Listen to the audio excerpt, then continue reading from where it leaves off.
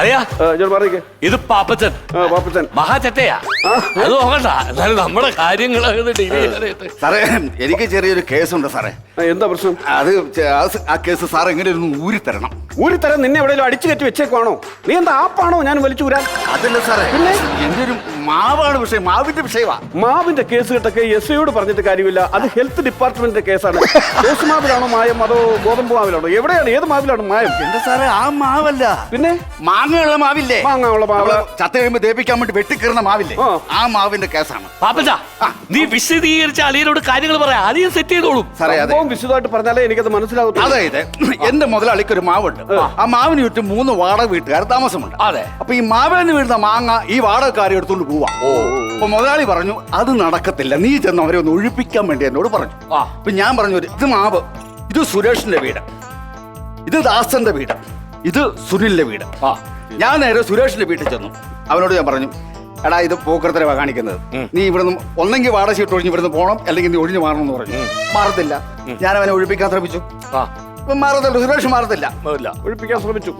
ആ മാറത്തില്ല. ഇപ്പൊ സുനിലിന്റെ വീട്ടിൽ ചെന്നു, സുനിലെ ഇവിടെ ഒഴിഞ്ഞു പോയേ, അവനും പോകത്തില്ല. അപ്പൊ ദാസൻ നിന്ന് ചിരിക്കുന്നു. ഞാൻ പറയടാ ചിരിക്കരുത്, ഒരു മനസ്സാക്ഷിക്ക് നീ ഒഴിഞ്ഞു പോ എന്ന് പറഞ്ഞിട്ട് ഇവൻ പോകുന്നില്ല. അവര് പോകുന്നില്ല. 2-3 പ്രാവശ്യം പറഞ്ഞു സാർ, നമ്മളൊരു ഗുണ്ടയാണെങ്കിൽ ഒരു മനസ്സാക്ഷി കേട്ടെ. ഇട്ടില്ല ഞാൻ. നേരെ സുരേഷിന്റെ വീട്ടിൽ ചെന്നു, അവനെ പിടിച്ച് അങ്ങോട്ട് എടുത്തു, ഒരൊറ്റ അടിയാ ഞാൻ. അതാണ് സുനിലവിടെ കണ്ട് ചിരിക്കുക. വിട്ടില്ല.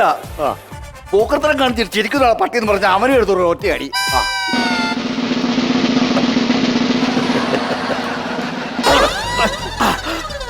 ഇപ്പോഴിറങ്ങിയത് ഈ സമയത്താണ് ദാസൻ ഇവിടെ ചിരിക്കുന്നത്. ദാസനെ ഞാൻ അടിച്ചോളാം, ഞാൻ എസ് ഐ അല്ലേ.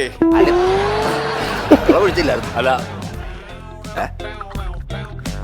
കൊഞ്ഞനെ കുത്തണ ട്രൈ അടിച്ചോണ്ട് അങ്ങനെ വന്നത്.